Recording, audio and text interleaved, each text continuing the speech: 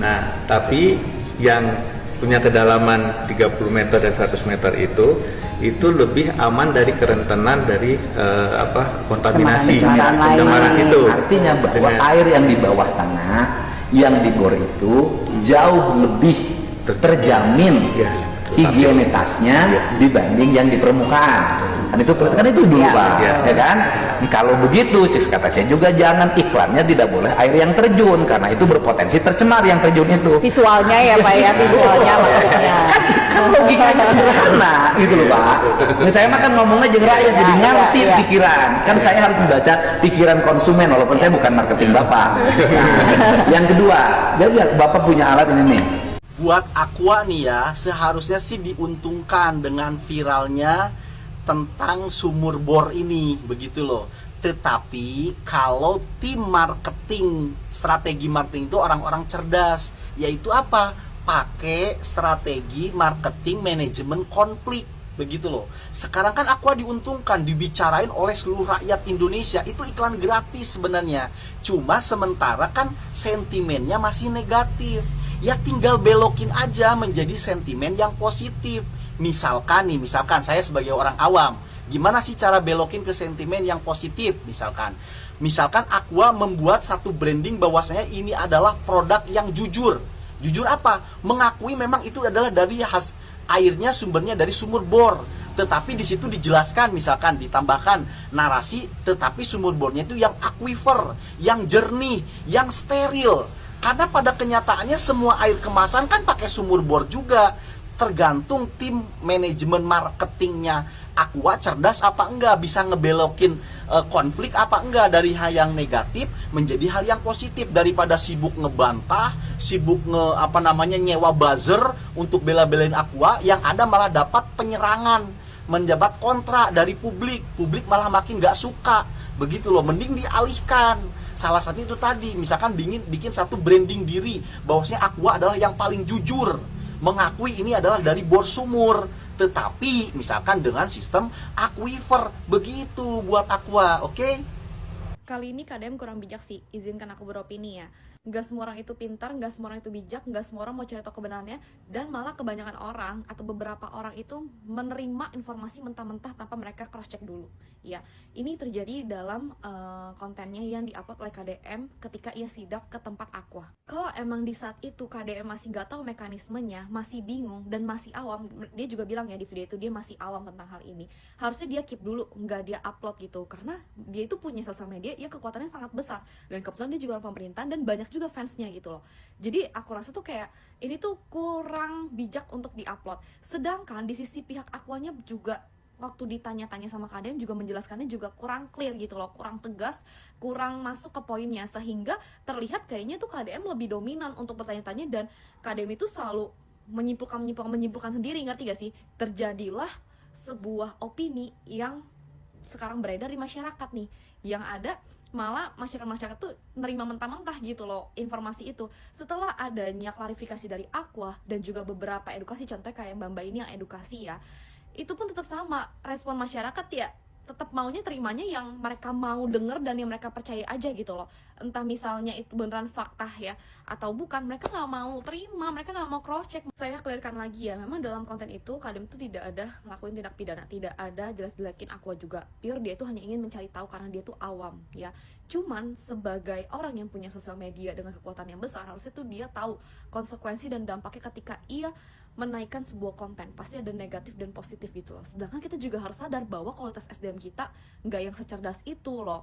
Bahkan berita-berita aja nih ketika menaikkan isu ini, bisa kalian lihat sendiri judulnya kan kayak gimana, clickbaitnya gimana kan.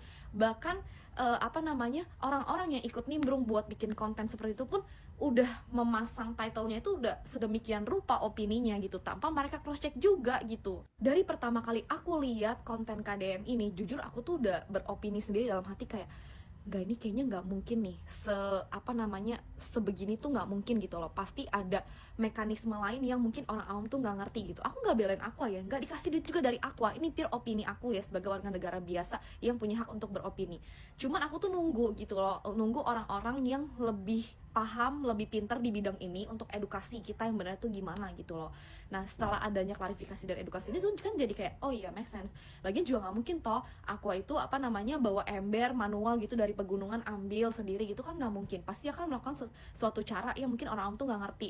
Misalkan kayak pengeboran tanah dan segala macam, ada lapisan-lapisan bumi lagi yang kita sebagai orang awam juga nggak paham gitu. Nah tapi setelah ada klarifikasi, ada edukasi, orang-orang awam juga nggak semuanya pinter ya. Ada yang tetap ngerasa diri dia tuh udah pinter dengan pendirian dia, dengan ilmu dia tuh udah ngerasa pinter gitu loh. Jadi ya mereka tutup kuping, tutup mata gitu loh. Memang ya seperti yang aku bilang tadi, KDM itu nggak ada ngelakuin kesalahan loh di sana. Cuman efek dari tayangnya konten itu tuh bikin opini yang jelek gitu loh terhadap pihak Aqua. Itu pun kan jadi bikin kepercayaan orang-orang terhadap Aqua juga menurun. Mungkin juga kita nggak tahu ya, penjualan Aqua sejak dari konten itu tayang menurun, kita nggak tahu juga loh. Jadi ada efek negatif lah yang dirasakan oleh Aqua ketika konten itu tayang. Tidak ada yang salah dari pihak KDM dan dari pihak Aqua, cuman kebetulan aja konten itu kurang clear ya, kurang tegas, jadinya menimbulkan opini yang agak jelek lah ya. Aku juga mau tegaskan bahwa konten aku ini hanya untuk mengkritik tentang kontennya KDM ya.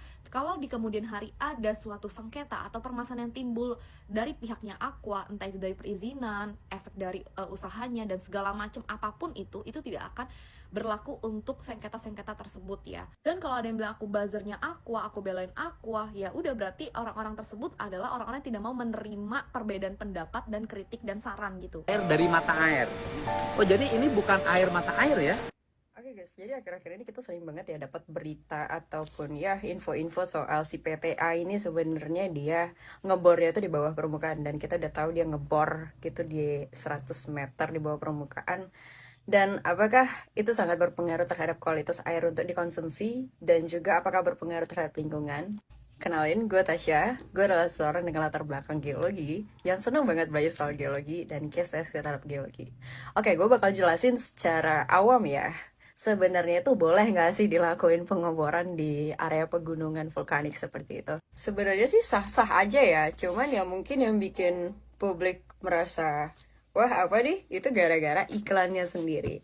Oke, jadi gue bakal jelasin kenapa sebenarnya sah-sah aja. Karena di bawah permukaan bumi itu mempunyai banyak lapisan, dan sistem pegunungan vulkanik itu sendiri mempunyai sistem aquifer yang sangat kompleks, di mana itu lebih aman menurut gue dibanding dari si yang di atas permukaan. Jadi si aquifer itu adalah lapisan yang jenuh air yang kemungkinan besar dia bisa menyimpan air, dan juga mungkin dia bisa meloloskan air. Pegunungan vulkanik ini sendiri itu punya sistem aquifer yang sangat kompleks, di mana kita bisa lihat yang warna hitam ini kita anggap sebagai aquifer ya. Dia semakin dalam, aquifernya pasti berbeda karena apa? Ada lapisan yang merangkapnya itu, yang menutup gitu loh. Jadi si aquifer yang paling atas itu bisa kita sebut sebagai aquifer dangkal atau ada di kedalaman 0 sampai 30 meter. Dan biasanya ini ada di area perkotaan atau area cekungan yang jadi pengeboran di rumah-rumah kita seperti itu. Dan juga ada aquifer menengah di mana dia tuh di kedalaman sekitar 30 sampai 100 meter, dan biasanya di atasnya itu sudah ada aquitard. Apa itu aquitard? Aquitard itu adalah lapisan kedap air yang biasa dia menahan seperti itu. Dia ada menahan dari atas seperti itu, dan juga dia juga menahan dari bawah bisa jadi.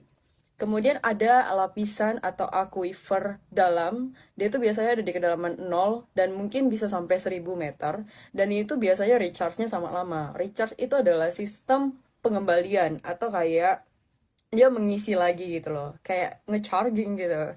Dan ya dia di sini tuh biasanya terbentuk selama berjuta-juta atau ratus-ratusan tahun yang lalu seperti itu.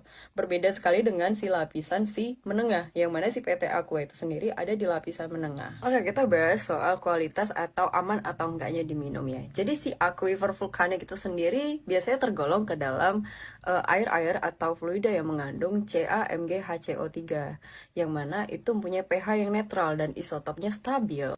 Dan dengan tipe yang seperti itu adalah termasuk ke tipe yang sangat cocok atau sangat terbaik lah untuk kita konsumsi. Dan menurut gue juga untuk air yang di atas permukaan itu sendiri, dia pasti sudah banyak kemungkinan terkontaminasi dengan organisme atau kayak misalkan kotoran hewan atau debu dan segala macamnya. Dan kalau kita mau bahas soal lingkungan, si aquifer menengah ini sebenarnya adalah area sweet spot atau titik yang paling aman untuk kita lakuin pengeboran untuk pengambilan air. Kenapa?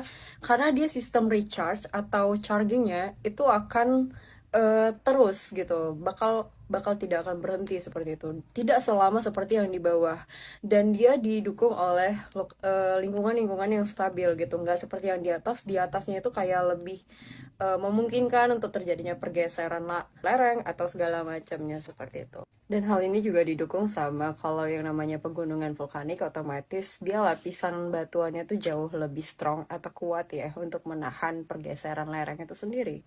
Air yang baik sih bukan cuman air yang jernih doang ya, tapi air yang punya data geologi secara jelas. Jadi gimana? Lo masih mau beli produk dari PAP ini nggak ya? Follow me for more untuk belajar bareng gue dengan bahasa awam.